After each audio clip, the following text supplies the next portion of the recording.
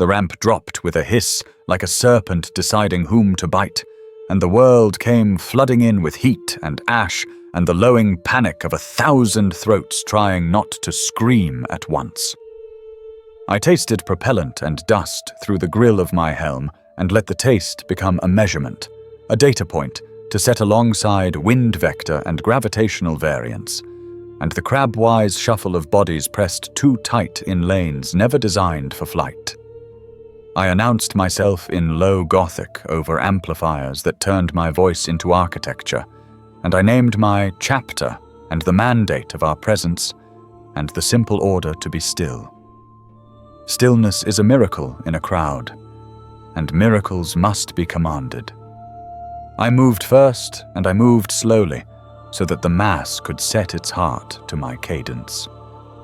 The servo joints in my greaves whispered the catechisms of maintenance, and the street answered with the hiss of ruptured steam lines and the clatter of dropped tools. My auto senses painted the press of humanity in colors across the lens, and I let the colors guide my hands. Green patterns tracked the hunched and the hidden, and the ones who hugged their children with their elbows, and not their fingertips. Amber haloed the watchers and the quiet mockers, and the ones who stood a fraction too square to be truly afraid. Red pulsed at the edges where shoulders kept turning and turning to find exit routes that did not exist. I lifted one palm in the sign for kneel, and the front ranks bent as if a wind had passed over wheat, and the motion rippled backwards until even the stubborn looked lonely in their refusal, and decided not to be singular. Panic is a fire that eats air before it eats flesh, and I denied it oxygen with my presence and with my silence. The crowd learned that silence is not absence. The crowd learned that silence is command. The librarian stood a pace behind my left shoulder, with the bare corner of his blue pauldron showing like a shard of sky hammered into warplate. And I felt rather than saw the slight cant of his helm as he tasted the air for lies. His staff tapped once against the flagstones, and the tap was a sentence that only the warp could read. The apothecary's reductor was smooth and hungry at my right, and his helm lenses dilated as he counted pulses by pupil shift and tremor. I let the voxnet murmur in my ear with squad hearts beating in code. Brother Callion took the southern flank and spoke to a knot of men whose hands were empty but carried the memory of weight. Brother Frastus took the rooftops with the heavy bolter and named fields of fire that I corrected by a finger's breadth so that no alley became a killing jar by accident. We are not constables. We are not shepherds. We are the cut that saves the limb. But choosing the cut is an art. I chose with the patience of a glacier learning a valley, and I let the valley learn me. A woman in a tattered pilgrim shawl tried to push forward with a string of prayer chits held high like a ward against weather.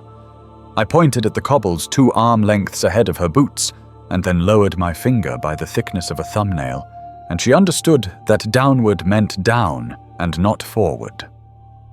A child whose age I could not read beneath the grime reached for the aquila etched into the greave of my armor, as if it were a bread shelf, and I inclined my leg so that his hand met the metal and not the edge. The touch rang in my bones like a tiny bell, and I filed the sound beside blood pressure readings and muzzle discipline, and the whispers of 2 underhive hucksters trying to decide whether my backplate would see them before they saw it. The priest of the local shrine waddled toward me with incense boiling from a censer too large for his wrists, and his eyes flicked between awe and proprietary irritation. I let him speak 2 lines of a catechism to soothe his dignity, and then I put him to work counting the kneelers and repeating the order to stillness in a voice that shook, but did not break. The Arbeits detachment emerged from a side street with faces like spent cartridges, and I caught their eyes and nodded once and measured the rebellion in them, and found it wanting.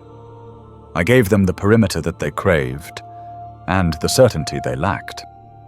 They set shock mauls to low charge and broke their own nervous smiles with bandanas they pretended were filters.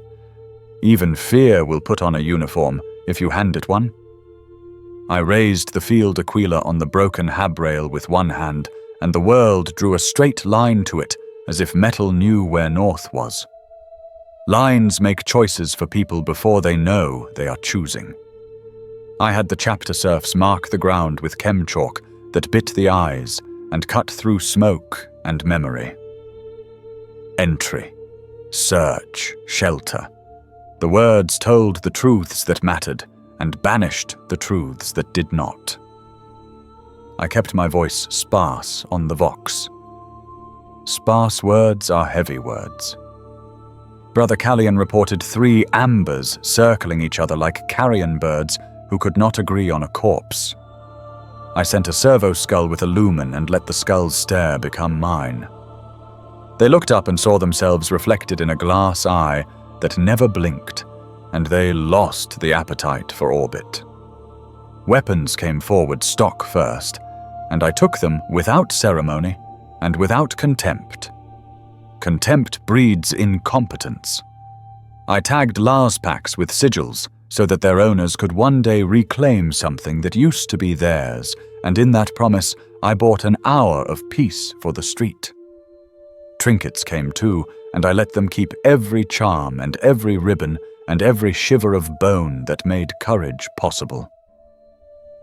The machine spirits within my helm hummed diagnostic prayers, and I listened to the harmonics for any note that did not belong. Ivox runner darted along the gutter with messages painted on his cheeks, and I caught him by the scruff and lifted him breathless and set him down in the lane marked shelter and told him to run only in straight lines that I had already drawn. He nodded so hard his teeth clacked and the sound clattered into my auspex like hail striking a shrine roof. I appointed 3 locals as wardens because the crowd must see its own face wearing authority. I never choose the loudest. The loudest are in love with the sound and not the sentence. I choose the ones whose hands were already steady before I arrived. A grandmother whose spine had not surrendered to the weight of years. A machinist with oil for blood and the surety that comes from making real things fit. A youth brigade corporal whose eyes counted exits without moving. I gave them script tabs stamped with my seal, and I told them that obedience would flow through them as water flows through good pipe. They knelt by reflex, and I told them to stand because knees are for oaths, not for orders. The kneelers watched the standing and learned that not all proximity to a giant is danger. The non-kneelers watched the wardens take small power and feared it would become large. Fear is serviceable if you can keep it leashed to purpose. The world tried to fracture at the edges where voices converge into rumor. I stopped a rumor with a gesture. I pointed at a manufactorum clock that still kept time, though the building around it had forgotten its use, and I said that when the big hand met the Aquila carved on the face, all who had not entered search would wait for a count of 100 heartbeats and then try again.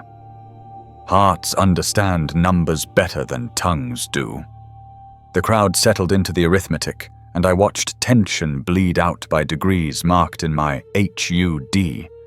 A child began to sob at my feet because he had lost his father in the press, and the sound wormed past the seals and tried to climb my throat with its little fingernails. I signaled the apothecary with 2 clicks, and he produced a sweet-smelling cloth, and a joke told so flatly that it became a spell. The child laughed through snot, and the sound reset the air around us. A man with a scar that told the story of a blade pressed under the chin and dragged sideways tried to remain standing when I ordered the second kneel. I did not punish him. I looked at him until his knees considered themselves. The look traveled the column like a rumor that turned into law. I have been called many things by many worlds, and all of them are true enough from the ground. Angel, monster, machine, saint. None of those names matter in the moment when 1,000 choices have to become one shape. What matters is that the shape holds. I made it hold with sight lines and with patience and with the gentle movement of a shoulder's width to block a lane that wanted to be a stampede. I have learned to breathe on other people's behalf. I filled my lungs slowly until the plates over my ribs rose like doors on a treasury, and the crowd unconsciously matched my cadence and found itself olive at the end of the inhale. The underhive merchants who cling to calamity as a fishing net clings to weed began to edge their carts closer with bundles of boiled grain and stale amasec, disguised as tea. I let them come closer than honesty would suggest, and not as close as greed desired. A crowd needs rituals to replace the old ones it has lost, and the exchange of coin for food is an old ritual that tastes like normal. I flagged the barrels for inspection with a flick of my gauntlet, and the Techmarine's mechadendrite hissed approval after a sip that burned paint at 20 paces. He blessed the valves, and the valves blessed him back with a steady pressure. The smell of something almost like bread made the crowd remember that mouths are for eating as well as shouting. A vox cutter built from 2 broken ones, and a prayer decided to return to life near the hab corner, and a cascade of heretic cant began to bleed into the channel from somewhere beyond my mapped grid. The librarian tilted his helm as if listening to a lie tell itself, and then he lifted his staff and drew a line in the air that the sound refused to cross. I thanked him on the private band, and he answered with a single syllable that weighed more than courtesy and less than pride. The sky above us vibrated as our gunship circled once to remind ambitious men that ambition is a poor shield. I did not look up because the crowd would look where I looked, and my gaze is for them while I am among them. A distant detonation rolled down the avenues like a slow animal and spooked the edges again. I anchored the edges with names. I asked the grandmother warden her name, and I spoke it through the vox and told her to take 6 families into the shelter lane. I asked the machinist his name and tasked him with the ladder at the western wall and the business of telling children not to climb it. I asked the youth his name and told him to count the kneelers in the 2nd row and report the number to me by holding up fingers, not words. He held up 8 and then 10 and then 12 and discovered that he could steer the bodies around him with mathematics and not volume. Order is a habit that must be taught like any other craft. I showed them how to move in 4s and how to rest on the left knee to keep the right leg free for rising. I showed them how to hold their bundles to make searching easy and dignity easier. I showed them where to put their eyes when fear tried to gnaw at the soft places behind them. I offered small mercies that cost me nothing and bought me hours. I allowed the old to keep knives too dull to cut air and took from the young the clubs that would have broken fingers before they bruised skulls. I praised the man who set his sack down before I asked, because obedience before command is the rarest coin and spends best.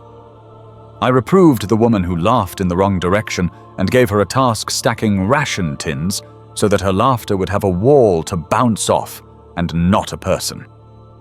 The street changed its sound as discipline found purchase. Noise stopped being a single slab and became a dozen small sounds that made sense. The clink of canteens being set in rows, the soft chuff of my brother's auto senses breathing in unison, the whispering of prayers that meant less as words than as cadence. I tracked heat signatures that clustered where roofs met alleys, and I let them know they were seen by letting a servo skull hover with indifference above their patience. Those who intended malice go to ground when denied the dignity of secrecy. I never deny them the possibility of surrender. I leave a lane open that is wide enough for a thought and narrow enough that a weapon cannot be raised in it without first becoming a confession. A man used that lane to step forward and lay down a stub pistol that had known more oil than soap. And I marked him green and told him to teach 3 others how to stand without fidgeting. He obeyed and discovered that some powers do not require barrels. I kept my bolter low and dead. A dead weapon is an oath. I let the crowd see the size of the magazine and the clean teeth of the feed and the restraint that kept those teeth from biting. Restraint is harder to learn than aggression, and more difficult to maintain once learned. My gene-forged muscles wanted to move fast, and the war plate wanted to be loud, and the spirit in the gun wanted to taste cordite, and each of them learned again the sweet pain of denial. Astartes do not act because we can. We act because the act builds the pattern that outlives our step.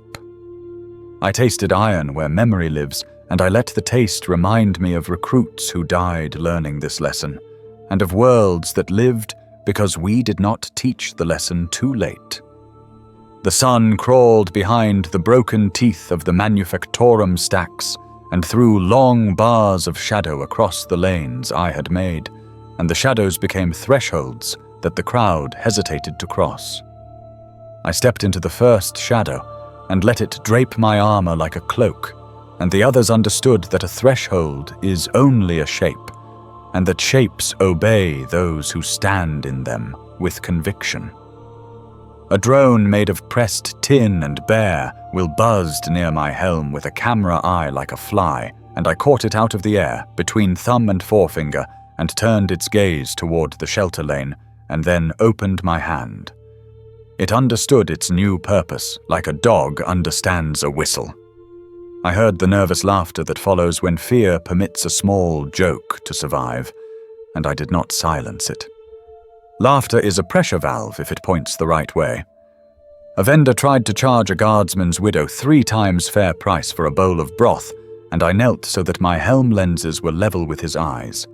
I told him his price would be fair +3, and that the +3 would be his tithe to the shrine I intended to build at the corner after this lane learned its lesson.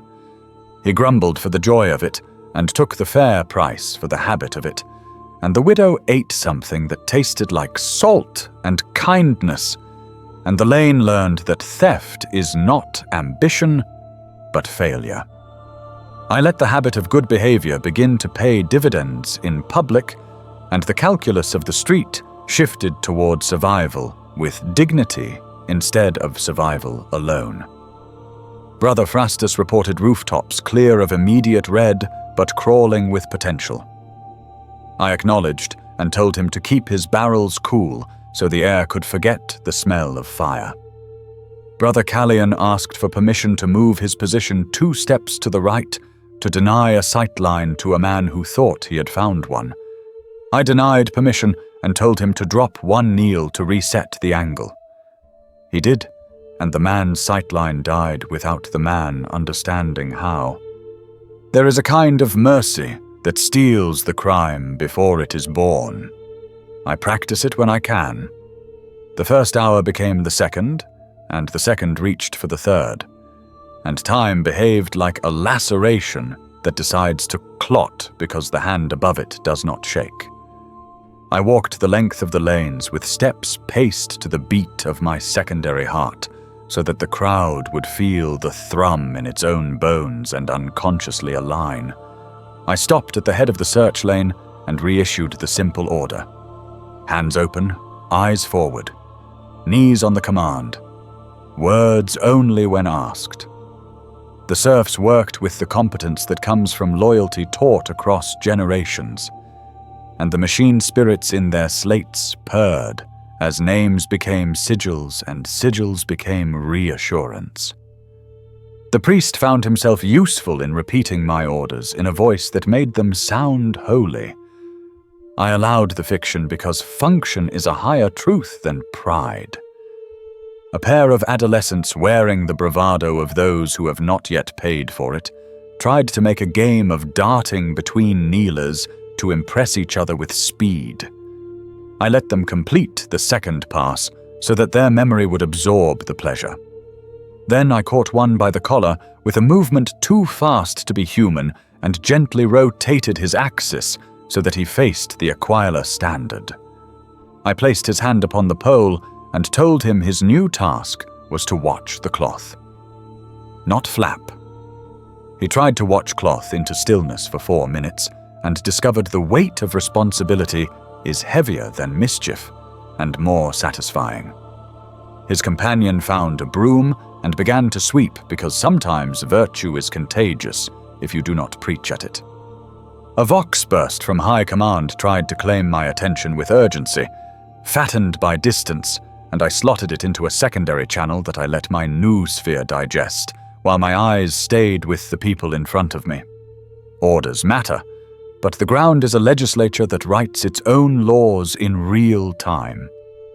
I answered the burst with coordinates already secured and a time estimate that would make sense to someone who has never had a child crying into the vents of his armor. The gunship spoke again above us, a reassurance to me and a threat to others, and the wind shifted and brought the smell of the river up the avenue, rank and promising. I marked it as a future resource. Water is obedience with a different name. I do not pray aloud when I am in the midst of civilians, because prayers sound too much like orders, and orders must be few to be strong. But I kept a litany unvoiced as I worked. Not the litany that asks for victory, because victory is a dictionary word until the dead have agreed to define it for you. A quieter litany, for vision where the crowd looks like fog, for patience when speed would feel like courage, for the accuracy to place my shadow in the one place that would make a knife reconsider the value of the day. The litany kept my breath steady, and my fingers relaxed and my stance tall without challenge. The litany reminded me that a giant is a wall if he wills it, and not every wall must be stormed. The crowd adjusted and readjusted to the geometry I imposed and began to discover its own. People find comfort in roles that fit their ache. A man with a broken arm started counting quietly the number of children who passed with both shoes on and frowned when the number dipped and smiled when it rose. A woman with tattooed knuckles that spoke of debts paid long ago began to tidy the bundles at the edge of the shelter lane so that the path would stay clear. 2 sisters braid each other's hair with hands that refused to shake, and the braids became ropes that tethered their fear to something that would not roll away. These details lived in the corners of my sight, and I treasured them because they are the mortar between larger stones. A rusted loudhailer popped to life on a balcony, where no one now stood, and began to blare a scrap of a song from a vanished parade. I let it play because the tune had a march in it without sadness, and the beat made feet remember that rhythm can be service. The librarian reported the warp quiet as a cathedral after midnight, and I thanked the emperor for the kind of silence that is not emptiness but readiness. The apothecary moved among the kneelers with compresses that smelled faintly of mint, and with needles that did not announce themselves, and with words that were harder than sympathy and kinder than hope.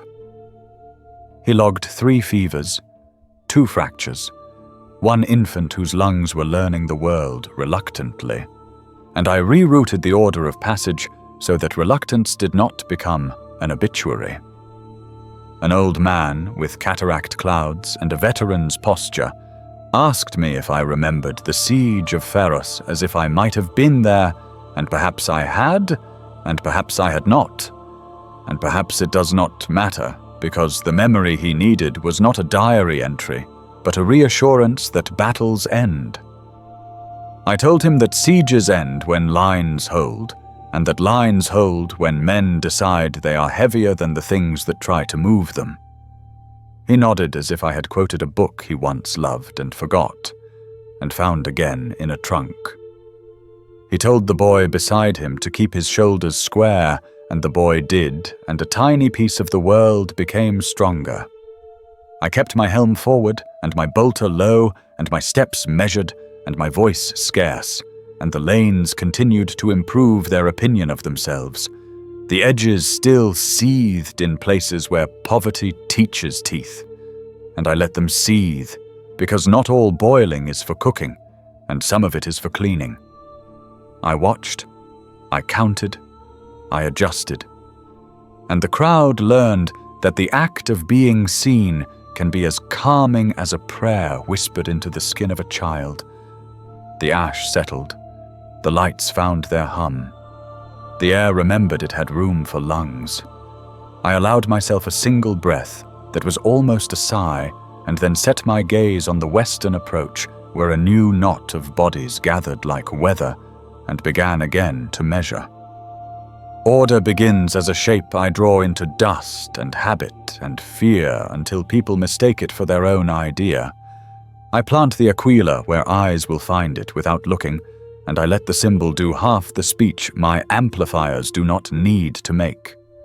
The banner's cloth is torn and oil-stained, and still it flattens the air around it like a palm on a fevered brow.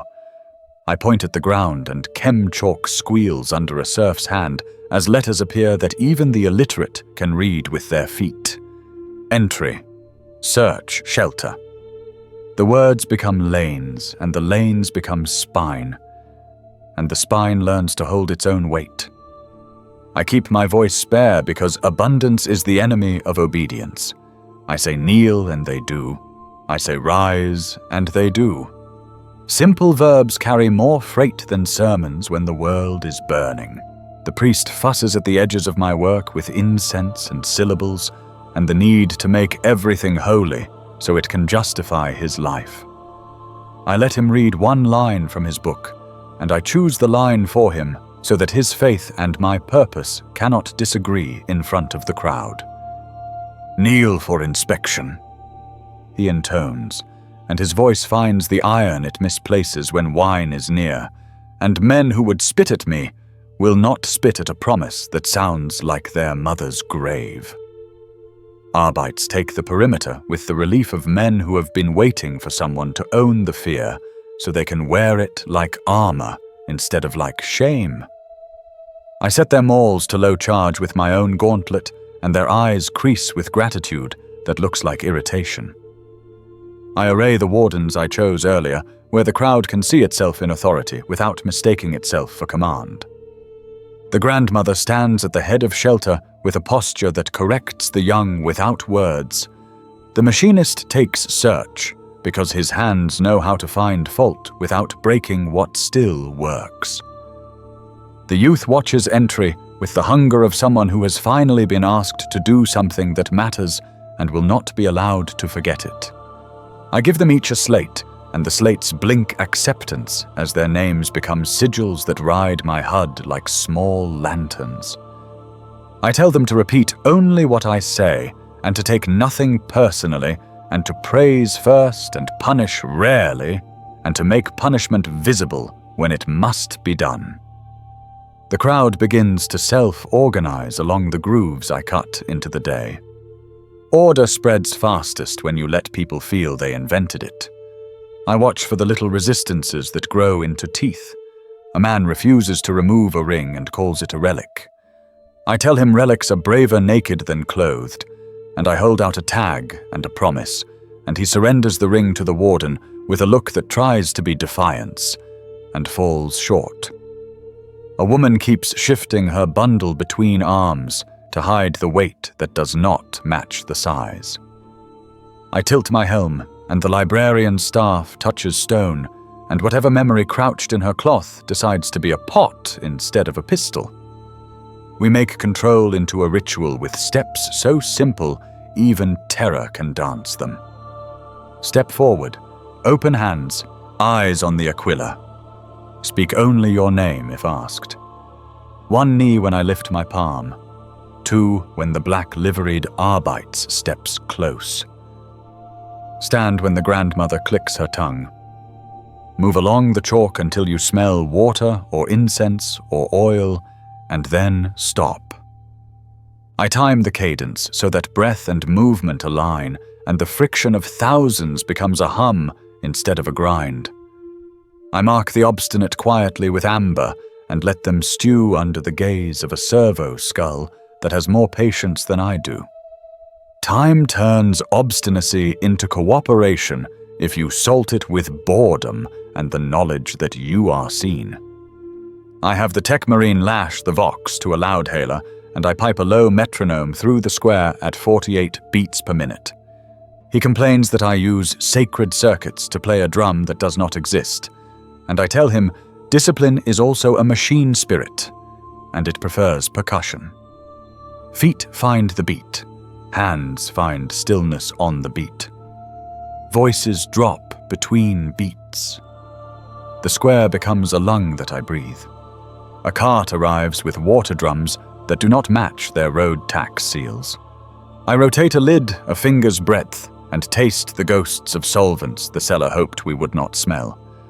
I tell him to pour the drums into our clean ones while he watches his profit become safety, and he nods and learns that the emperor accepts tithes in the currency of lives as often as in thrones. A line falters when a cradle tips and a baby shrieks as if a demon has climbed into its ribs to gnaw. I take one step and the warden takes 3 and the apothecary takes none, and somehow the cradle becomes level and the shriek becomes complaint, and the line remembers its lesson.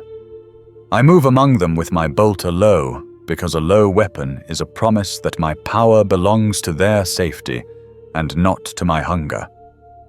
I tilt my helm when someone tries to meet my eyes through the lenses to judge whether I am man, machine, or story. I allow the uncertainty to live, because certainty breeds courage, and I need caution today. The search lane becomes a conveyor that feeds order back into the street. We separate tools from weapons with a taxonomy I can teach in a gesture. A hammer held by the head is a tool. A hammer held by the neck is a weapon. A knife wrapped in cloth is a tool. A knife wrapped in a lie is a weapon. We tie red string around the handles of those we keep, and blue around the ones we return, and the colors become an agreement the crowd repeats without needing to understand why. I do not strip them of pride, because pride stripped becomes grievance, and grievance breeds hands that shake in the wrong direction. I ask the machinist to bless each returned tool by tapping it against the Aquila pole so that its owner must bow to reclaim it, and reverence sneaks into the transaction like a welcome thief. A pair of off-world traders in dust cloaks try to turn the moment into advantage with a whisper market for contraband confidence. I place them at the head of the entry lane and make them ushers who must smile and repeat my commands. By the 3rd family, they have forgotten to whisper. By the 5th, they have learned to like the taste of being useful more than the taste of risk. The Arbeit sergeant approaches with the look of a man who wants to be asked for help, so he can justify the rush in his blood. I ask him to stand his squads in a shallow crescent that turns the square into a bowl that pours only where I want it poured. I tell him to keep his visors down and his chins up and his baton hands relaxed at the thumb and not at the wrist. He nods like a student who has been seen and not mocked. He posts 2 troopers near the priest, and their presence trims the priest's homily into points rather than paragraphs. The librarian murmurs on the private channel that the warp is listening, but not speaking. I tell him to keep it that way, with the kind of attention a mother gives a fever. He laughs once without sound, and the air grows cooler by a thought. I set up a grievance booth that is not a booth at all, but a chalk circle where people can stand and tell a warden what is wrong using only nouns and numbers. No adjectives are allowed in the circle because adjectives catch fire faster than truth. A man says bread missing 3 loaves. We find the loaves under a blanket, and we return 2, and we give 1 to shelter to disguise the lesson as fairness. A woman says husband gone 5 minutes. We find the husband in the latrine with shame on his breath, and we send him back with a bucket and a new job, cleaning the floor he tried to hide on. Problems become smaller when you do not let them grow teeth made of drama. I demonstrate how to cue with a line of 5 that becomes 10 because people prefer to belong to something that looks inevitable. I place children at the head of shelter's intake because the sight of small backs moving with purpose shortens tempers and lengthens patience, without me sacrificing a round. I tell jokes without smiles, and the crowd decides they are funny, because the punchline is always survival. The tech marine sets a portable lumen pole, and the light bends the square away from shadow and toward duty. I adjust the angle by 2 degrees, because 2 degrees is the distance between a face seen and a face despised. I keep a count of heartbeats in my ear, and a count of minutes on my display, and a count of eyes on my visor, and I let the counts braid themselves into a rope that I wrap around the square. I remind the wardens every 100 heartbeats to praise someone whose name they do not know. Praise releases pressure if you dole it like medicine instead of candy. A pickpocket tests the softness of the moment with fingers that move like clever spiders, and I close my hand around his wrist before his guilt has finished forming. I spin him gently to face the Aquila and tell him his skill has been noticed and is now conscripted. He will pat down those entering search because thieves understand hiding places better than saints do. He nods with the resignation of a cat-turned-mouser and demonstrates 3 places to look that my serf had missed. I reward him with a ration chit and the discovery that usefulness is a better drug than risk. I never threaten what I can price. I never price what I must forbid. I never forbid what I can redirect. These rules keep more bones unbroken than my fists ever could. The priest asks if he may lead an oath, and I tell him to lead 3 words and then stop. He chooses wrong and begins a paragraph, and I lift a finger and he swallows the rest and finds the 3 words at the end. By the throne. The crowd repeats them, and their breath sinks again. I designate a lost and found under the eave of a shuttered tea house, and I make the youth warden its guardian with a ledger and a piece of twine. He ties the twine around wrists and handles and hopes, and he learns that writing a name makes keeping a promise easier. The grandmother invents a lullaby that is also a cue rule, and I memorize it because songs travel faster than orders. The machinist builds a rack from scrap to hold the tagged tools, and his pride straightens the shoulders of men who thought they were only hands.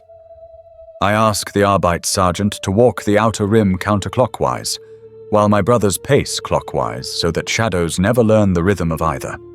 He obeys, and trouble loses its courage, because predators prefer patterns they can memorize. My brothers keep their helmets forward, and their movements slow and their safeties engaged, and their presence like cliff faces in a storm. A drunkard staggers into entry with bravado borrowed from a bottle, and the crowd waits to see what kind of story we are. I take his bottle and sip it through the filter, and tell him the quality is poor, and the tax unpaid, and the taste insufficient for the sin. He laughs because he has been treated like a man and not a problem, and then he is sick into a bucket and is escorted to shelter and put to sleep by a prayer the apothecary calls medicine. The square tightens its lines and widens its heart, and forgets for a breath that it was recently a mouth trying to scream.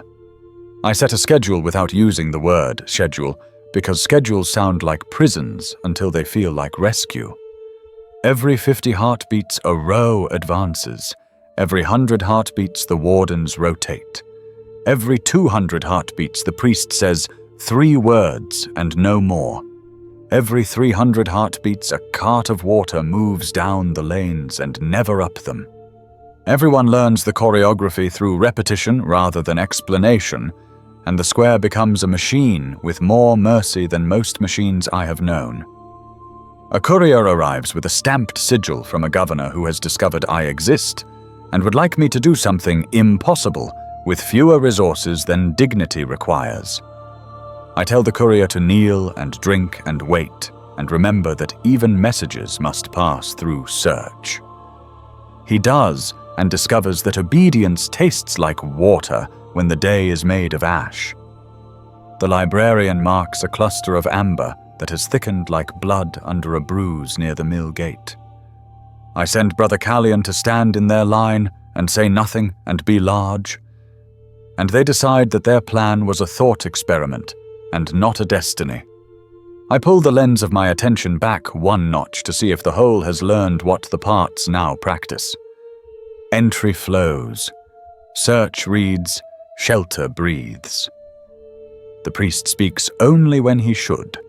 The Arbites remember that restraint is a rank higher than force. The wardens glow with the small power of being necessary.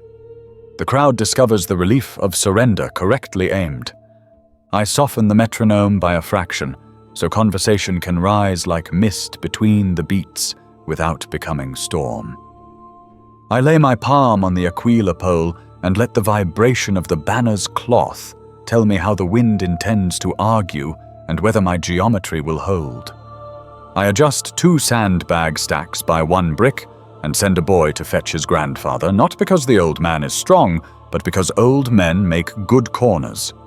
I allow a dog into shelter because the dog has decided that its duty is to lie across 3 children like a blanket, and gods and generals both respect self-assigned posts that make sense. I look at the clock that pretends to keep imperial time, and I listen to the square that keeps survival time, and I keep shaping until the shape begins to hold itself. I walk back to the Aquila and raise my hand, and the second kneel becomes smoother than the first because practice wears grooves into muscle and fear alike. I watch the quiet mocker lower his eyes without humiliation, and I watch the woman with the shaking hands find a stillness that belongs to her and not to me. And I watch the Arbite sergeant stop clenching his jaw in anticipation of violence he no longer needs to prove he can survive. I do not smile because my helm does not know how. I do not relax because control is a bridge that falls when the pillar thinks itself a meadow. I let the metronome tick, and the wardens speak, and the lanes move, and the Aquila breathe, and the day bend itself around my intentions without snapping.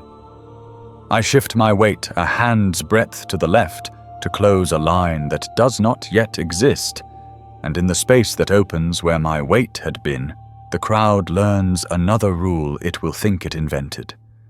Purity begins as a question. I ask the air, and the air answers with the smell of copper and old rain. The librarian tastes the warp with a tilt of his helm and tells me nothing in words, because the truth he reads arrives as pressure in the teeth and a faint cold behind the eyes. I let that cold become a measurement. Crowds carry stories in their shoulders and their sleeves. Some stories are about hunger, and some are about knives made into reasons. I walk the line I made, and I watch for the little fractures where allegiance leaks out and forms a puddle shaped like a shrine to something that hates people for being people. A gesture can be a confession. 2 fingers crooked the wrong way is not superstition when the sign has been practiced until the tendons remember what the mind pretends to deny. A woman lifts her hand in a way that has nothing to do with blessing and everything to do with invitation. I do not let the invitation complete itself.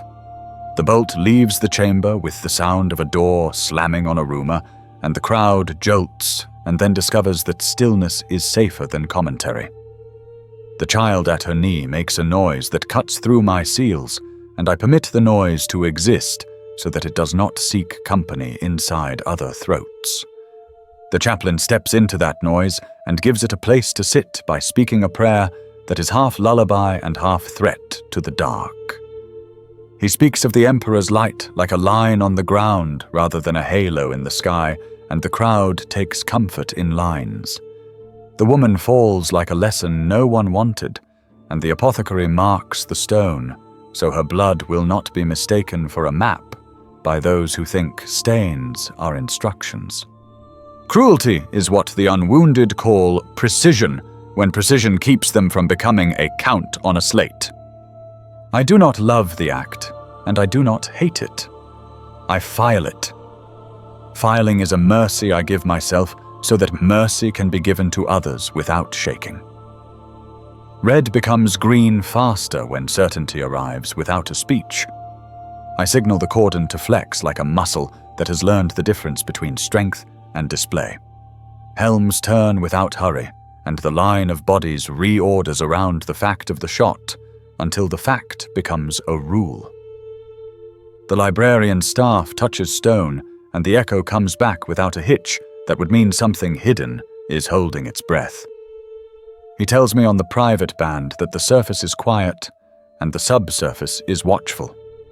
Watchful is a word that means choice still exists. Choice is a field in which I can plant.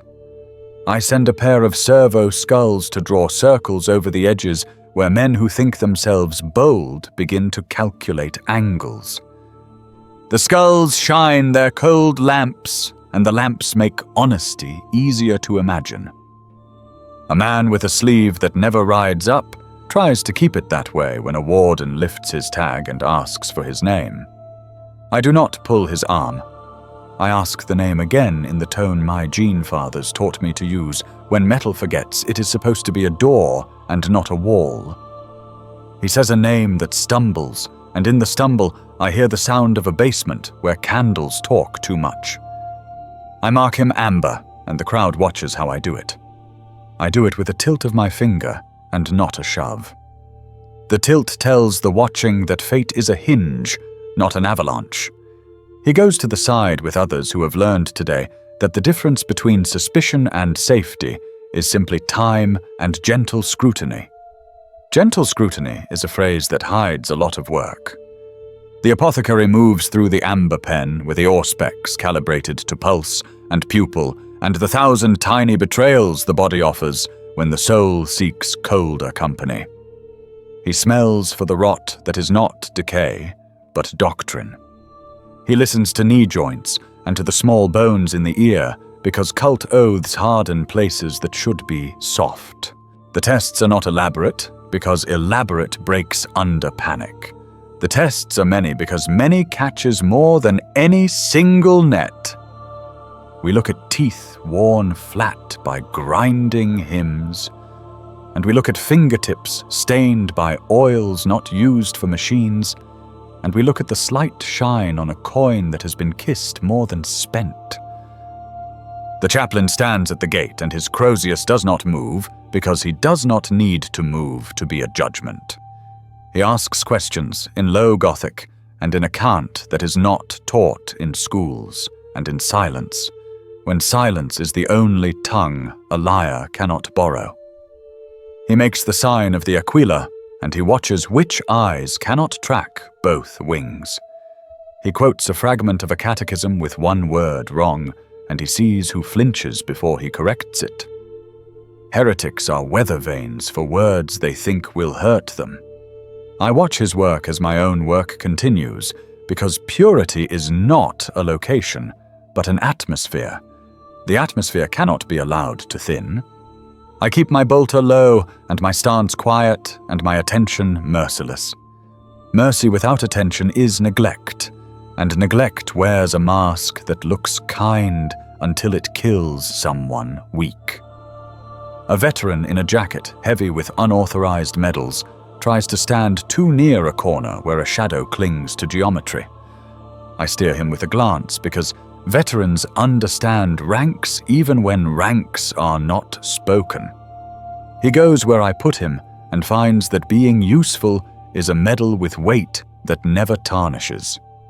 A pair of adolescents with knives they call tools attempt to logic their way past search by declaring that knives have only as much intention as the hands that hold them.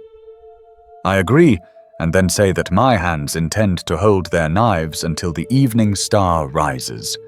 They smile because they were allowed to keep some dignity, and they give the knives with the handles forward, and the day grows a fraction less sharp. The amber pen swells and shrinks like a lung. Those who move from amber to green do so with relief that tastes like ash turning to bread. Those who move from amber to red do so with a stillness that tells me the decision arrived before the test did.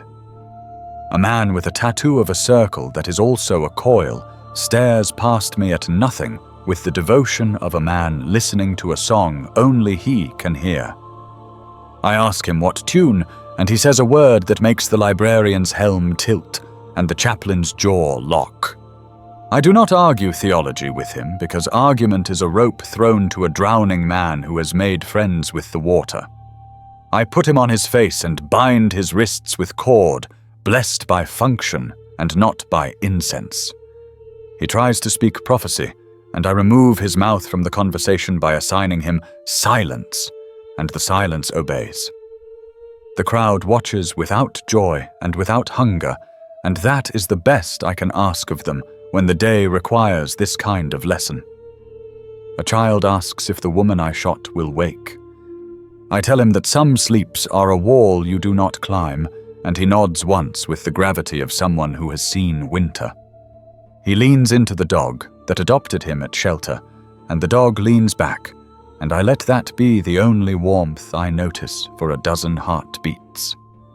The tech marine sets up a sanctified detector that sniffs for alchemical residues used in inks that hide oaths in skin. He complains to the machine spirit about dust fouling its nostrils, and the machine spirit forgives him because he speaks to it like a craftsman and not like a thief. We pass the sensor along the line, and when it coughs, we look, and when it sighs, we pass on. A woman's wrist blooms with letters that are only letters when oil touches them. She starts to cry before the pattern fully wakes, and the chaplain's voice becomes a bridge she can cross back to the side, where tears are not a currency. She tells us a name that should not be spoken, and we tape her mouth with cloth, printed with a prayer, and mark her amber, not because we doubt her sorrow, but because sorrow is not proof. Proof is a discipline made of many small consistencies. I walk the outer line and meet the eyes of men who are deciding between pride and survival. I offer them a third option called duty. Duty to wives who are watching. Duty to sons who will remember. Duty to streets that do not deserve to be renamed for tragedies. They take it because it weighs less than pride and buys more than survival. The librarian tells me of a pressure ripple near the mill gate, and I nod and send Brother Callion with 2 steps of shadow ahead of him. He stands where the ripple was going to become a wave, and the wave forgets its lesson. We find a shrine tucked behind a false panel where soot pretends to be innocence. The shrine is made of nails and teeth and promises written on leather that never saw a beast. I let the tech marine take it apart like a story that will not be told again. I make the taking apart public in the way that a cleaned wound is public to the body it belongs to. The crowd sees that we do not hate symbols because they are symbols. We hate lies because they kill quietly. The apothecary opens a kit that looks like a pilgrim's lunch and removes a layered box of files that read "Intent from Breath." People blow their fear into glass, and the glass reads fear as fear instead of guilt, and I watch shoulders lower, as if weights had been put on the ground instead of onto backs. One file goes dark with a color that does not have a name worth learning. The owner of the breath tries to run and discovers that running is a verb I had erased from the square an hour ago. He falls into the choice I prepared, and the choice wraps him like a coat that fits too well to be mistaken for accident. I do not kill him because he is useful as a map. Maps are saints in wars like this. The chaplain asks him questions that are ladders, and the man climbs until he reaches a roof where sunlight hurts, and names start falling out of his mouth, because names are heavy when you carry them alone. We take the names, and we do not say thank you, because gratitude confuses debts, and I prefer arithmetic to sentiment. The amber pen thins as the day learns to tell truth to itself. The red knot at the far corner tightens once, and then gives like bad rope.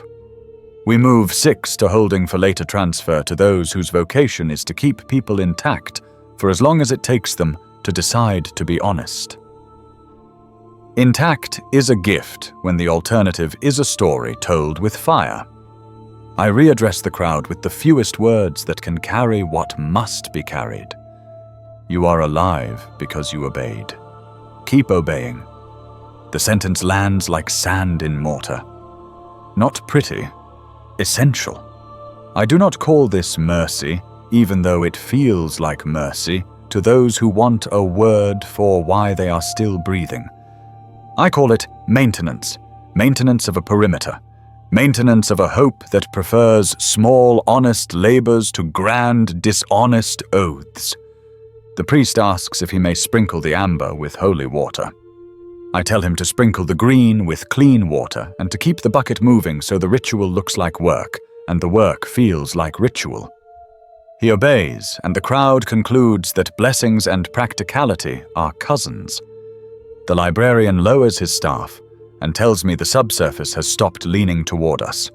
I do not relax, because purity is a debt that compounds while you are counting your coins. A group of laborers return from search with tools tagged blue and faces tagged tired, and they walk differently than when they went in, because being seen and being spared are both heavy, and they have learned to carry weight without dropping it on someone weaker. I nod to them, and the nod is permission to feel pride without announcing it. The dog in shelter snores over the feet of the child, and the snore is a sound that stitches a tear you cannot see until it is gone. The tech marine reports that the detector is reading clean for now, and he asks if he may teach a warden how to whisper to it. I tell him to teach the youth, because the youth has learned to keep ledgers straight, and machines prefer ledgers to poetry. He does, and the youth glows with the astonishment of someone allowed to apprentice himself to certainty. A trooper from the Arbites perimeter brings me a man who will not stop smiling, and I look at the smile like a puzzle with corners missing. Smiles in war are either courage or camouflage. I ask him about the woman I shot, and his smile does not change, and that is my answer. I send him to the chaplain, and I walk the line again. The square smells less like fear, and more like breath, and more like oil, and more like the faint sweetness of a prayer that has decided to be useful. The dead are counted into names that will be written later with a misspelling. The administratum will insist is correct, and I feel the old anger at bureaucracy rise and then settle, because anger that cannot change a ledger must change a perimeter, or else it is merely vanity. I keep counting. I keep watching. I keep the shape intact. I keep the possibility of truth open like a gate that swings both ways and squeaks just enough to warn me. I let the librarian's silence blanket the corners where words might become weapons, and I let the chaplain's voice inhabit the spaces where silence would invite the wrong guests. I let my bolter weigh on its maglock like a promise I intend to continue keeping. I let the Aquila move in wind that has forgotten how to carry whispers that hurt. I let the amber pen breathe. I let the green lane flow. I let the red stay small enough to count without using a second hand.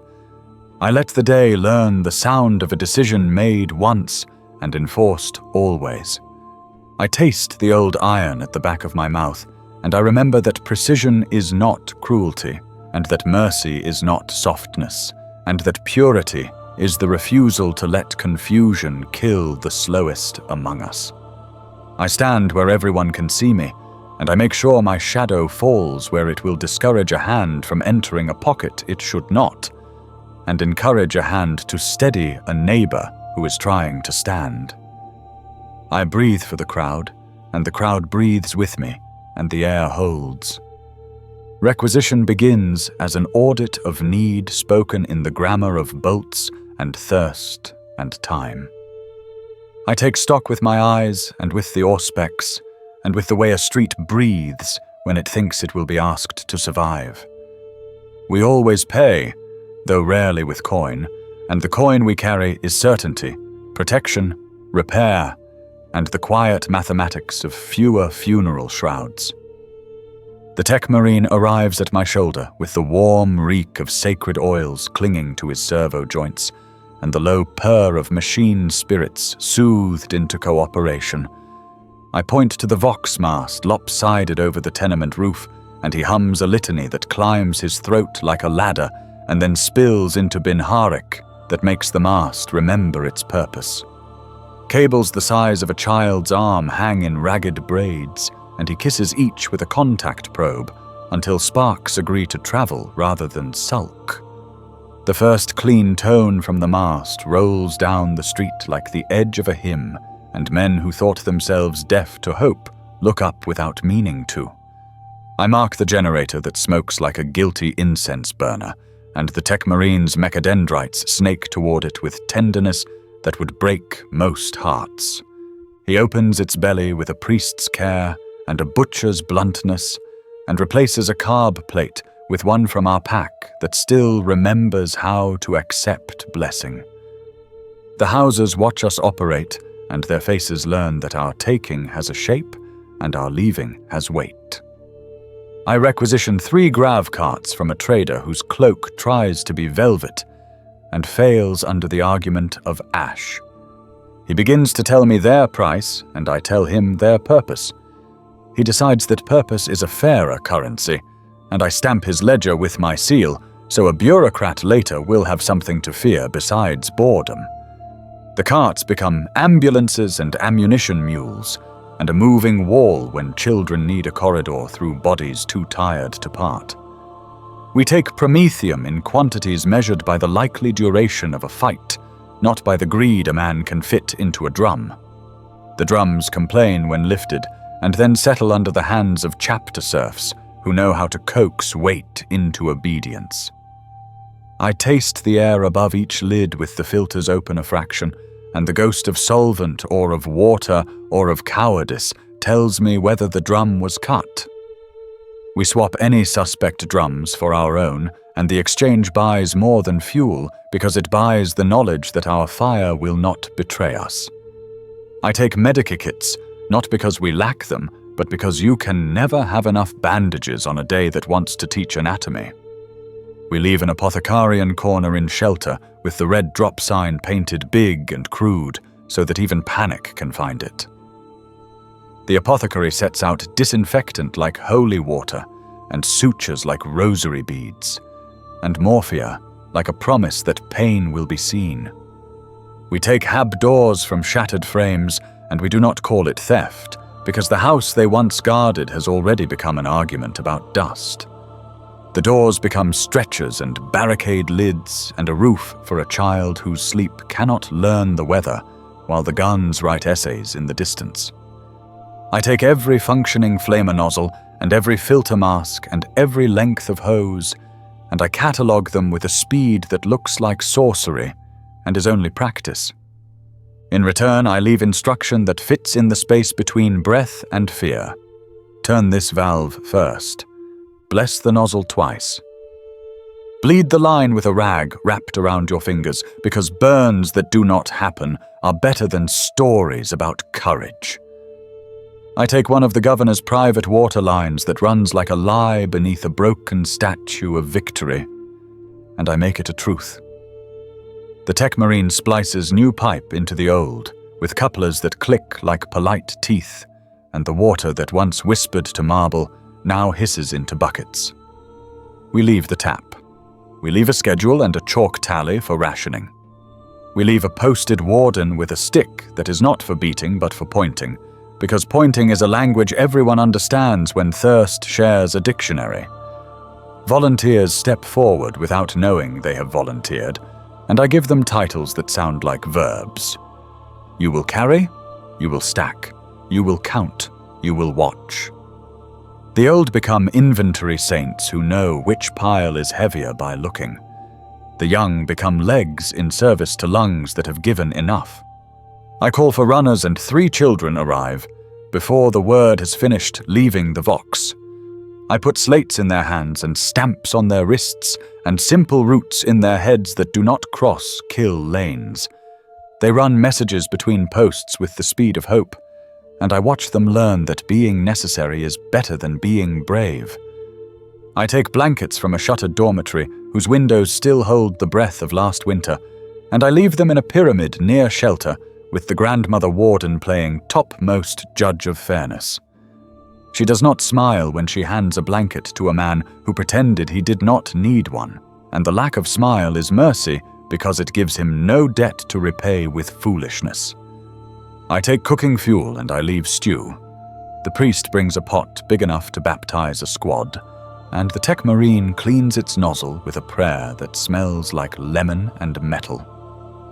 We steam the street into silence for 5 heartbeats with the promise of hot food that is more than calories because it tastes like the world not ending in the next 12 minutes. I requisition ladders and rope with the certainty of a man who has made doors where walls believed themselves immortal. I leave them lashed into a scaffold that kisses a second-floor window and promises a way out that does not require a funeral procession. I take all the nails and I leave a fence. I take all the good lumber and I leave a barricade that looks like it knows its job better than anyone else on the block. I take the loudhailer from a failed parade, and I leave it speaking schedules with a voice that learned courtesy at last. We strip the governor's vox of its pomp, and we let it say one useful thing every 50 heartbeats. We take candles from an old shrine whose saint has been repurposed as nostalgia for men who no longer remember the price of miracles. We leave those candles in a pattern that will mark a night route for the infirm when the lumen poles die for lack of courage. I take the governor's parade banner and I cut 3 smaller banners from it, and I give one to the machinist, one to the youth, and one to the grandmother. They plant those banners over entry and search and shelter, and the cloth declares that this place now belongs to the act of surviving. I requisition able bodies the way a tide requisitions shoreline, not by decree but by rhythm. I show them the load that needs lifting, and I lift the edge, and wait, and the edge rises, not because I ordered it, but because men want to be inside the circle, where effort becomes meaning. The old with careful hands become quartermasters of small things that are actually large. They count nails. They count breaths. They count the number of times the water tap squeals, and the number of times it does not. The youths with fast hearts become messengers of a kind of news that is useful. This way is clear. That way is slower. Do not step there because it is slick. Do not look there because it is a memory that will try to become yours. I take maps that are wrong, and I leave markings that are right. A chalk sigil on a wall says food here, then a line of arrows says only after you show your bandage, or your baby, or your age. A cross that looks like a plus over a broken window means that a warden lives behind it and will answer questions even when answers must be no. I take the armorer's spare rivets and steel pins, and I leave them hammered into hinges so doors will shut under artillery wind and will open under screams without jamming. I take a broken auspex from a garage, and I leave it clean and calibrated, and in the hands of the youth who counts, who learns to watch for heat like a hunter of weather. I take the faith of the crowd very carefully, and I leave it wearing work clothes. The chaplain speaks 3 sentences that sound like nails going into wood, and then he stops, because words longer than the job make men lazy.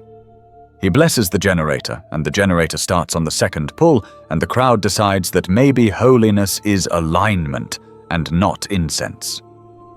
We take ammunition belts from where they will only be decoration in the hands of men who flinch at their own reflection, and we slot those belts into the 3 stubbers that can still pretend to be proud.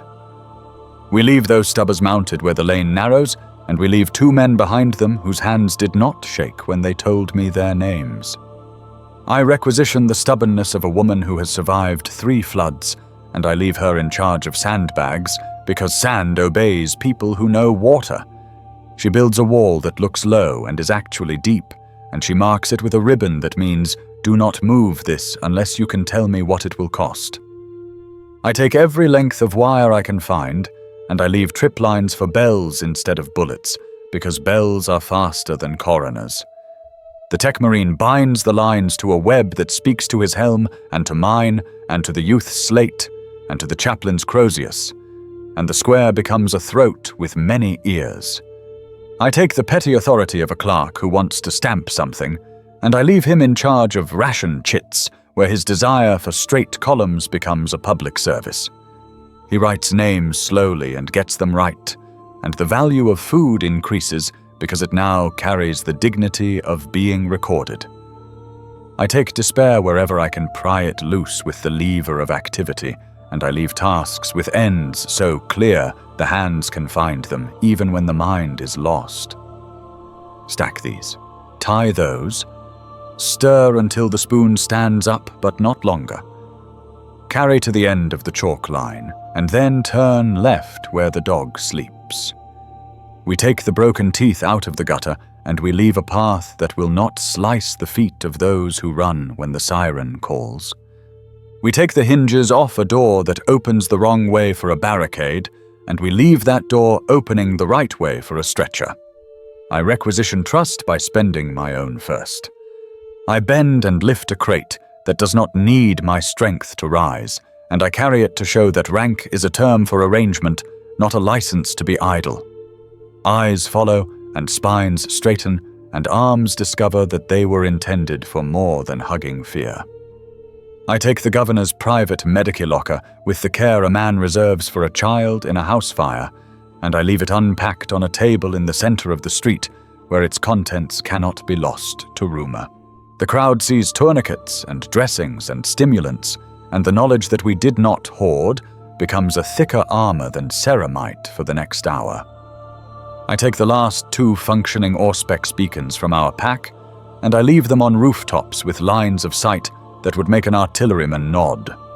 The beacons give me a pulse map of the district, and the district begins to feel like a patient whose heartbeat I can read without touching. I requisition the courage of the quiet, and I leave them guard posts where they can be brave without needing to shout.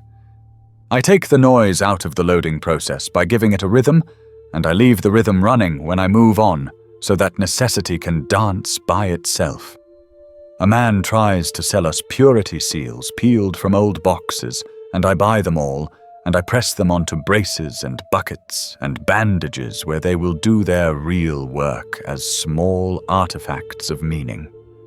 The chaplain pretends not to see, and then he does see, and he mutters something that might have been approval if he allowed himself such economy.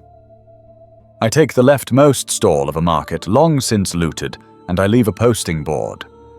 On it I chalk 3 columns called Need and Spare and Seen. People write what they require under need, and what they can offer under spare, and what they have noticed that might matter under seen. The board fills faster than I predicted, and the street discovers that barter is a cousin to prayer, and both work best in public. I take the old civic bell, whose tongue snapped during a celebration no one remembers, and I leave it rehung with a new tongue forged from a pry bar. We name its rings. 1 ring means gather, 2 means move, 3 means down, 4 we do not ring unless we cannot avoid it. Everyone repeats the names, and the bell becomes a language that fear can speak without forgetting the words. I take a bundle of old field manuals left behind by a regiment that bled out, and I leave the simplest pages ripped free and nailed to posts where the ink can teach even a tired eye. How to carry a stretcher without making a wound worse. How to bandage a scalp without choking a throat. How to keep water clean with ash and patience if the purifiers fail. I take the idea that everything must be asked for with pleading, and I leave the rule that everything will be given with order. I take weapons quietly from those whose hands cannot help but tremble toward triggers, and I leave watchers who do not want to shoot anyone, and therefore will do it correctly if they must. I take a corner of the governor's garden where roses once pretended that the world did not spend most of its time burning, and I leave a cook fire that refuses to go out even when the wind learns a new trick. The stew we ladle from it is thin by any measure, except the one that matters, which is that a mouth expected to scream discovers it can swallow instead. I requisition light from a busted hab strip, and I leave it bowed over the water point where tired shoulders can see to fill, and the old can count their measure without guessing. I take the broken panes from the tea house, and I leave shutters made from planks that were once shelves and are now shields. The windows stop being opinions and start being decisions. I take the last intact cart a rag picker owns, and I leave him a job and a badge and the knowledge that status can be earned in a day if you let a giant point at you and say you are mine for this work. He hauls scrap to where the machinist can dream new shapes from old, and the cart becomes a procession as neighbors toss in offerings of bent metal that want to be something again. I take silence out of corners where it breeds suspicion, and I leave noise that sounds like tasks being completed. Hammer taps that are small and regular, feet scuffing in patterns that repeat, voices naming items and numbers and routes, noise that tells the animal in the belly that the pack is not scattered. I take the sense that death is the only honest thing in the neighborhood, and I leave a counter-argument built from rails and rope and rules and soup and the sound of a bell that now knows its rings. I keep moving from cache to corner to cart to mast, and each taking opens a space where a leaving can be planted, and the plant grows faster than you would think because the soil here is made of need and gratitude and terror taught to sit. The metronome on the vox keeps time with the street, and the aquila flutters like a lung, and the warden's voices knit a net that catches the heavy and the light with equal care.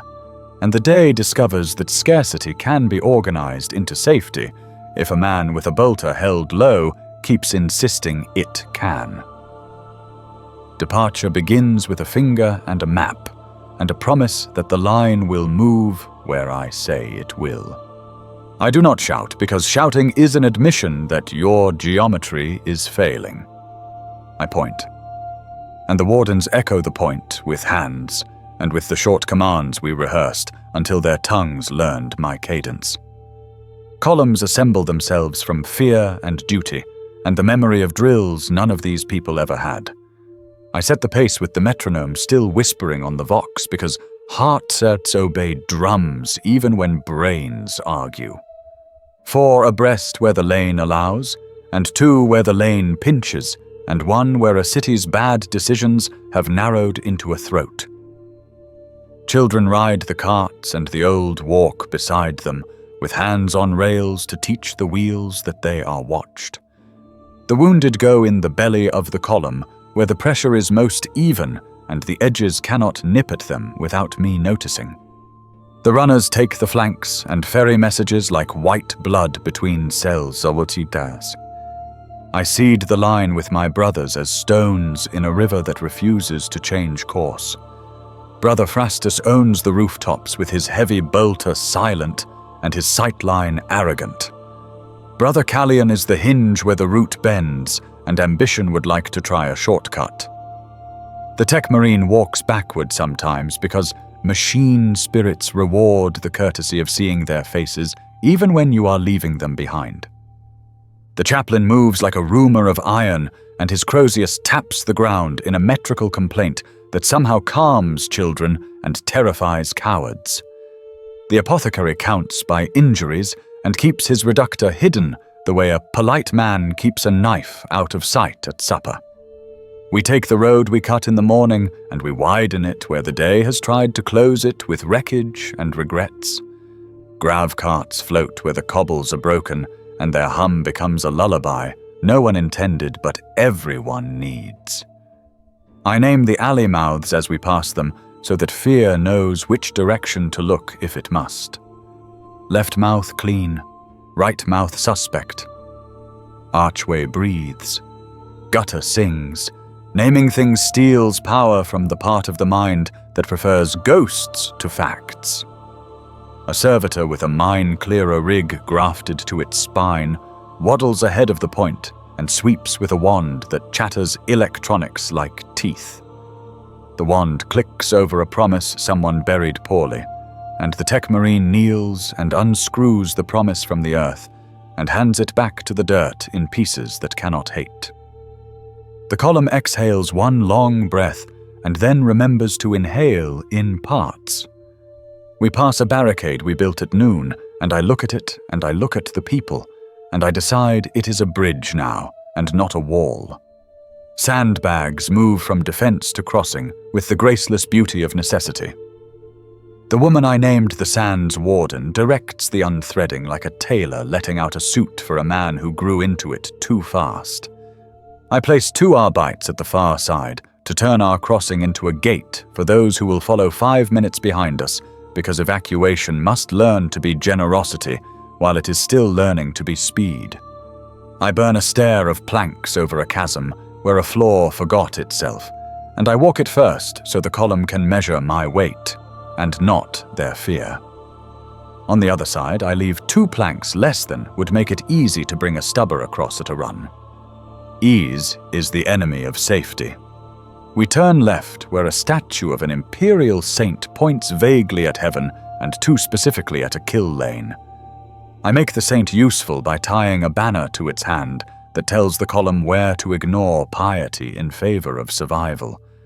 A vox burst from the gunship tells us the enemy are probing the quarter we just vacated, and I taste iron and file the report and change nothing, because changing speed for whispers is how crowds become stories people weep over later. We halt at the first narrow choke, and I layer the halt in 3 pulses so the back does not crush the front. The grandmother warden counts aloud in a voice bread can rise to, and the front does not forget to be gentle with the bricks under its feet. I send 2 children ahead with a slate that says we are coming, and a warning not to fire past the corner where the fresco of the emperor's hand has a chipped finger. They sprint with the authority I stamped on their wrists and the courage I stamped on their hearts by telling them this job is theirs alone. A man tries to leap lanes, and I take hold of his collar and turn him so he faces the aquila that rides at the head on a pole lashed to a cart. His anger meets cloth and stitching and the quiet fact of a symbol heavier than his urgency, and he finds his place again because the alternative is now smaller than his pride. We move, and the narrow becomes a memory. I mark the ground with chemchalk where the footing lies to feet, and the marks teach 1,000 ankles to keep their promises. A child drops a tin, and everyone wants to look, and I do not let them. Eyes forward, I say, and the tin rings itself to silence, and the lesson stays. We pass under a tangle of cables that remember a time when light was indoor weather, and the tech marine mutters appeasement until the cables sag like tired serpents rather than striking. I assign shoulders to a litter bearing a man whose blood has decided it wants to see the day without him, and the bearers find a rhythm that does not shake the wound into a protest. The apothecary swaps out the compress on the move, and the wound sulks, but obeys because skilled hands make laws. Smoke from the manufactorum gathers in a low ceiling over the lane, and I drop the column to a crouch that is not a stop, and the smoke flows over helms and hair like a river over stone. We stand when the air sweetens by a fraction, and I nod, and the nod multiplies into movement. A dog runs ahead to where the lane meets a square and freezes with its nose high, and I trust the dog because dogs know what air remembers. We slow, and the heavy bolter nest on the far roof resolves into friend rather than question because the children with the slate have earned their rations. I signal the nest with 2 fingers and a tilt, and the barrels dip like a bow from a proud instrument. We cross an open piece of road where buildings have become teeth, and I made the road safe this morning by killing 2 sightlines and a habit. A habit is harder to kill than a man. The column keeps to the shadow I kept for it, and the shadow keeps its bargain. At the far curb, I angle the line so that the back cannot see the body. The street refused to give up from yesterday's failure. Seeing matters. Not seeing matters more sometimes.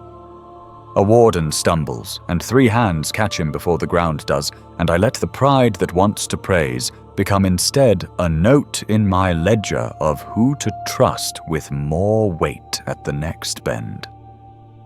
We reach a bridge made of our mourning, and I tell the first cart to stop just shy of the center so the flex can announce itself, and the old women in the cart can feel the safety of a controlled sway. On the far side, we begin to break the bridge even as the last wheel touches stone again. The sound of lumber learning to be firewood becomes a promise to those behind us that we will not let wolves run faster than owing allows. The chaplain says 3 words, and the men on the axes believe their work is holy, and their backs stop resenting their duty. We take a detour where a building collapsed into its own arrogance and left us a puzzle. I send Brother Callian into the hole, and he surfaces with a root that tastes like rust and makes the column swallow its complaint. We pass a fountain that still remembers water, and I allow 60 heartbeats for refill because thirst is a commander who can only be bribed, never overruled. The water crew runs the tap to the schedule inked on the slate, and the children hold their cups like medals, and the old sip like priests. We move again, and silence follows us with the intimacy of a cat. The Arbeit sergeant paces my right and asks for a shot he wants to take on principle, and I tell him that principle is a luxury for afternoons without refugees, and he nods until his jaw loosens. I place him at the tail for the next 2 blocks, because tails need men who like to bite and know when not to. We pass the mill gate where the warp had watched earlier, and the librarian tips his helm as if tipping a hat to a gentleman who chose not to duel. He plants a purity seal on the lintel, because sometimes a sign is a stronger hinge than a bolt.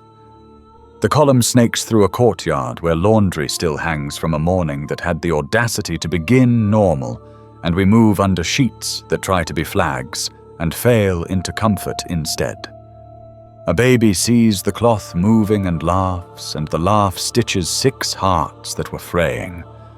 I make a note to requisition those sheets later for bandages, and the note tastes like blasphemy and like medicine.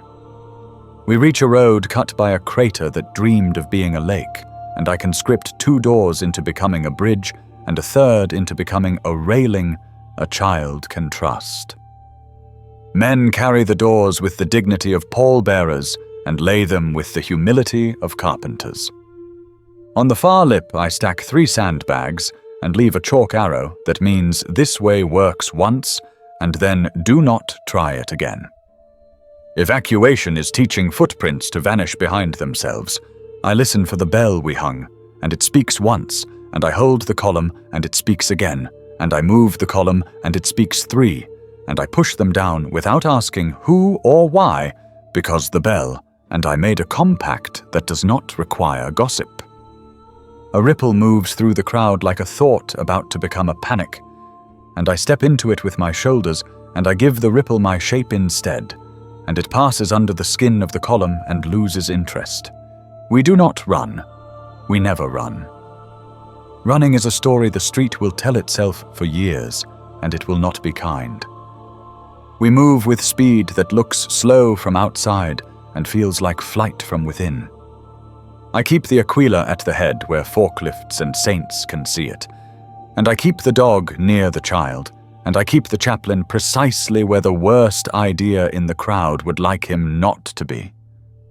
A man tries to push forward with a bundle that clinks wrong, and I take the bundle without asking, and the bundle proves itself a shrine to a bomb that needed attention.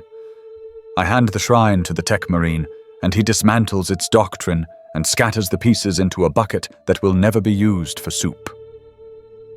The man shakes and tries to become smaller, and I let him because shame is faster than shackles, and we do not have time to fit the latter. We pass a shrine where candles scrape the air into yellow, and the priest wants to stop and kneel, and I tell him to bless us while walking, and he learns that holy feet are still feet. The wounded groan in a counterpoint to the metronome, and the apothecary adjusts dosages by ear and by faith in ratios memorized centuries ago by men who died proving them. We enter a street painted with promises made in elections no one remembers because the winners died and the losers became governors. The paint flakes under our boots, and we track it into a future I intend to leave to someone else, and that intention keeps me honest about my task.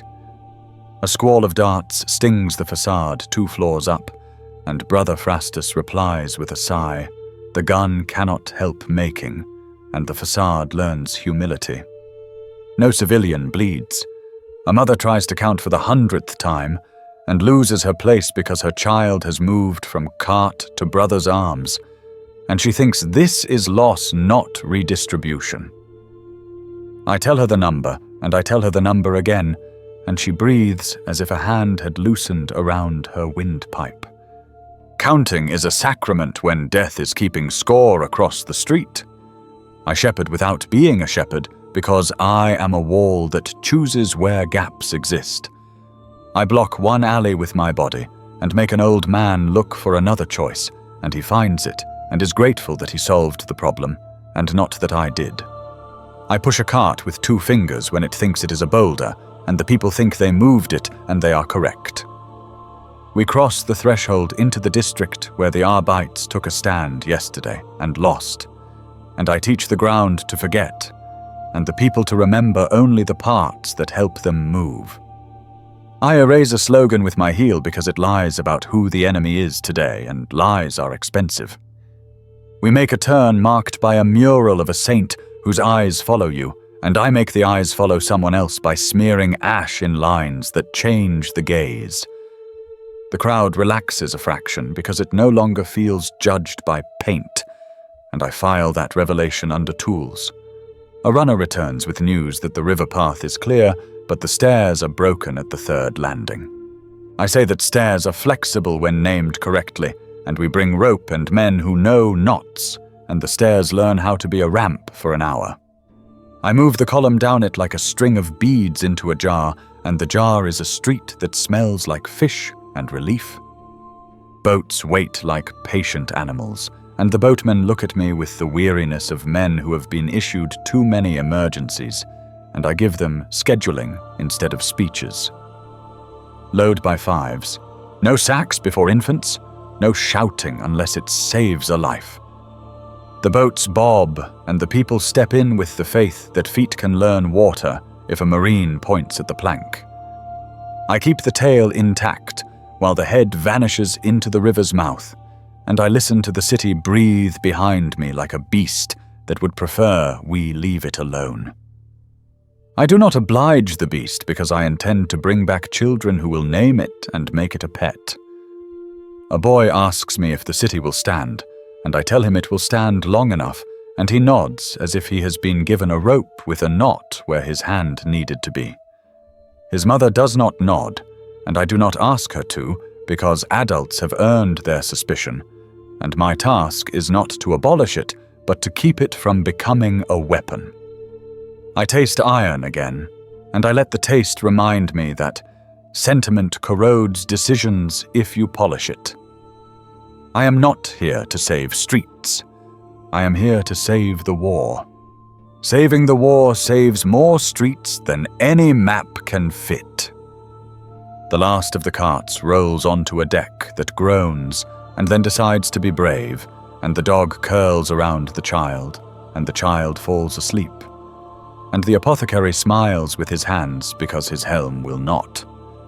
I set fire to a pile of crates that could have become a barricade against us, and I watch the flames argue with the wind and win.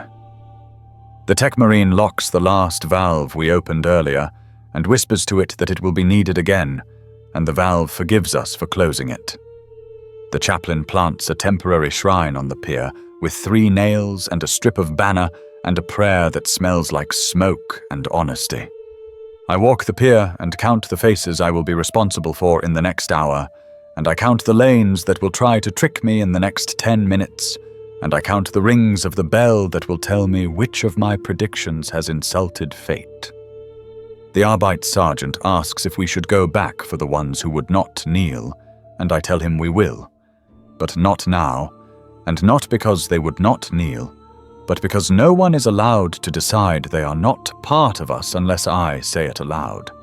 He accepts the arithmetic and posts 2 men at the gangway with batons at rest and jaws unclenched. I assign the grandmother a place aboard the second boat, where her voice can be heard by the first and third, and she acquires a megaphone made of the day's respect.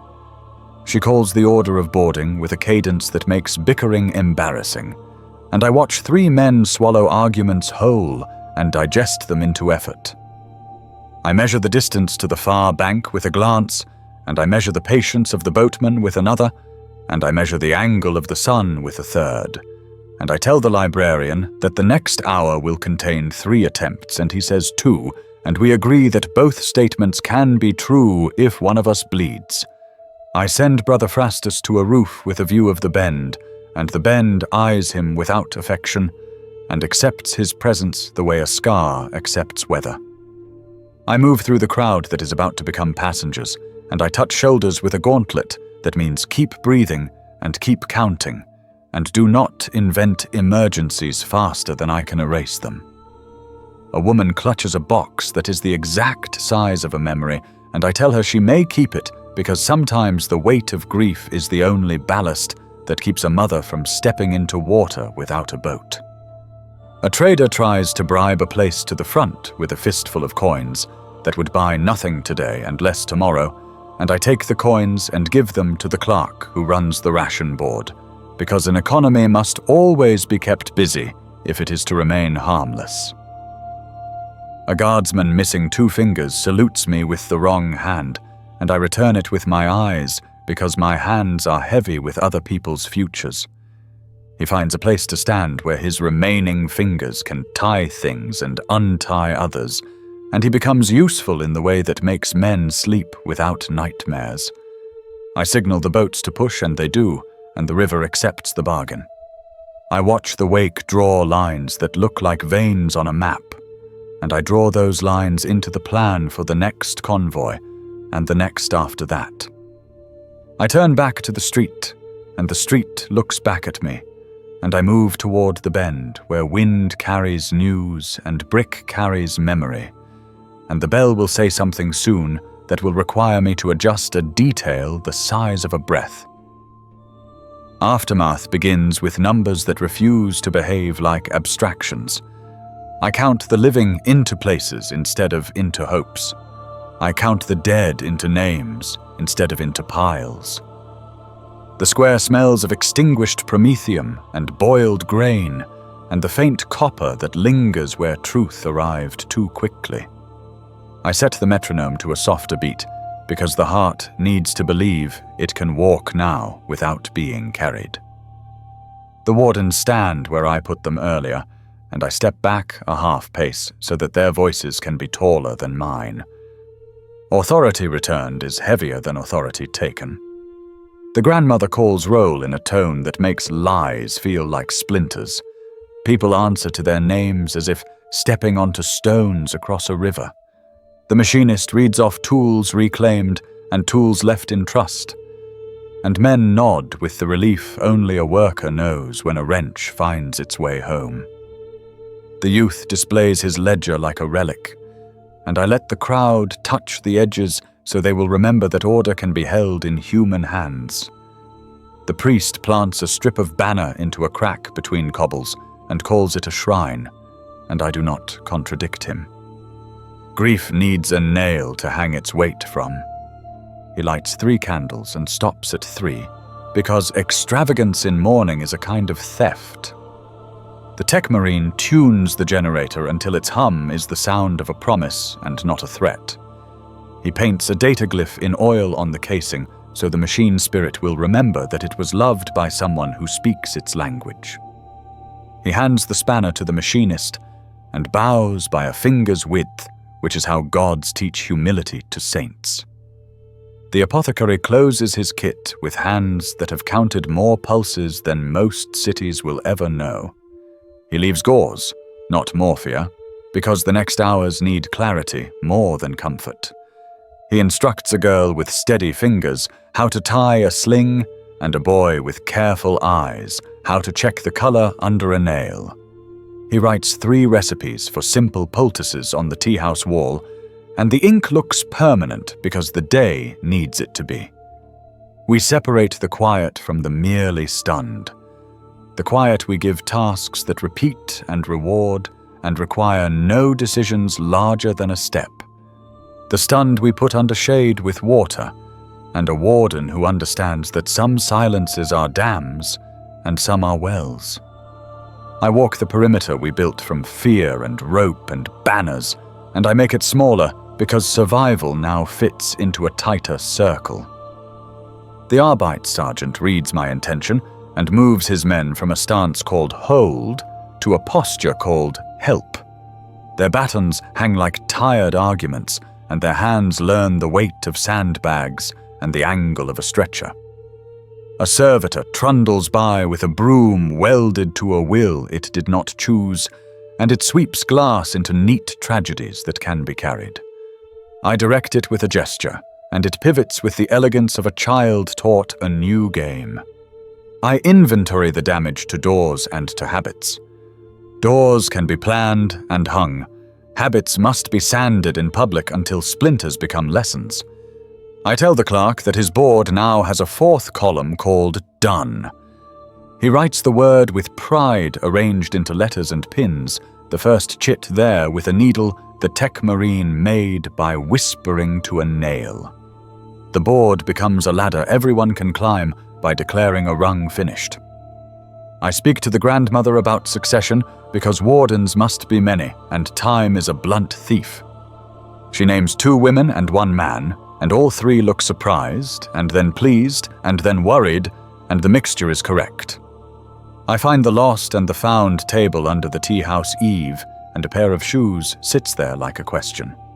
A child claims them and runs to show the dog who approves by not moving.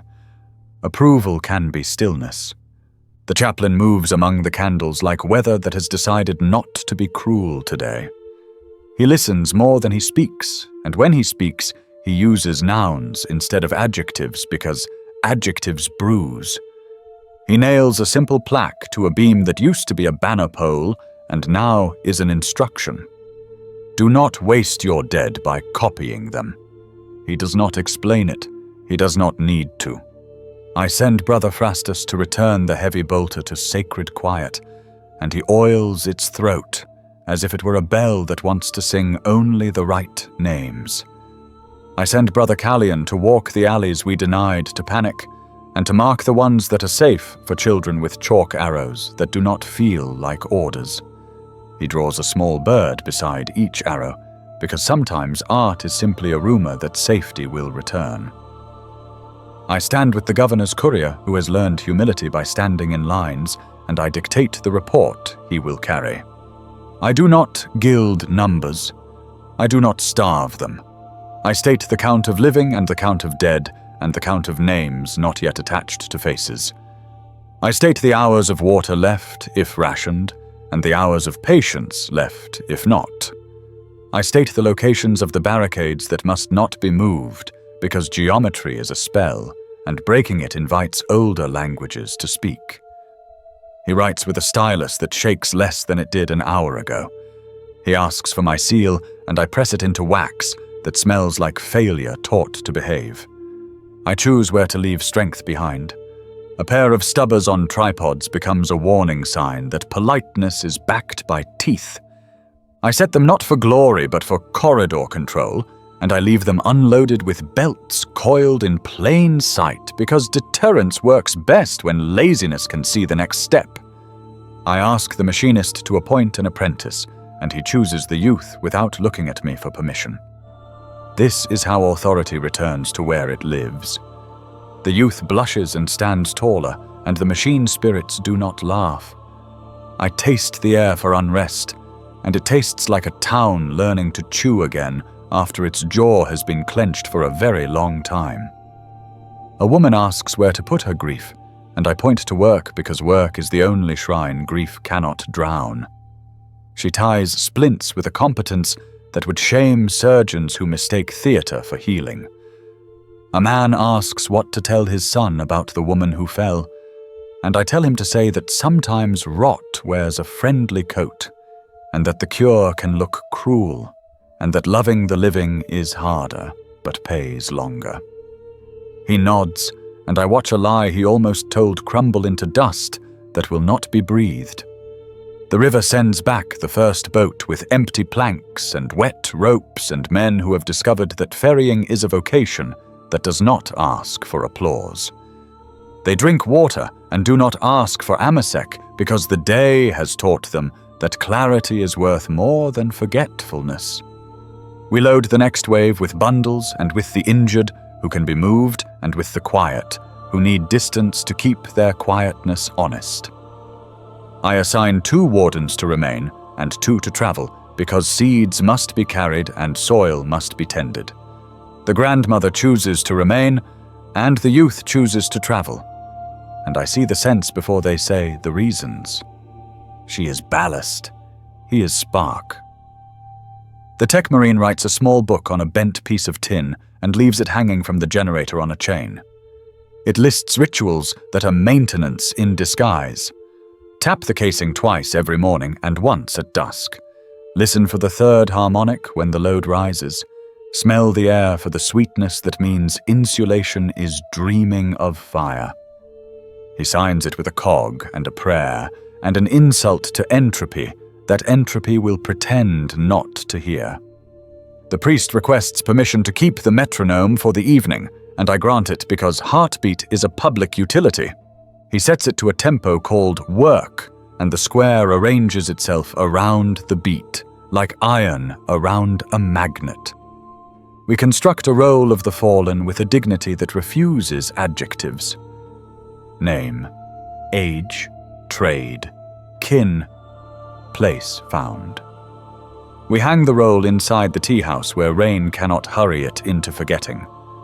We leave space for more because honesty looks forward even when hope looks away. The Arbeit sergeant asks what to do with the 3 men we kept for later truths, and I tell him to feed them and water them and sit them where the shrine can see them. Guilt speaks clearer when watched by something that values breath. He posts a quiet trooper whose patience is not a uniform, and I mark the trooper for future promotion in a ledger no one else will read. A scrap seller arrives with a sack of copper wire and a face that wants to turn disaster into profit.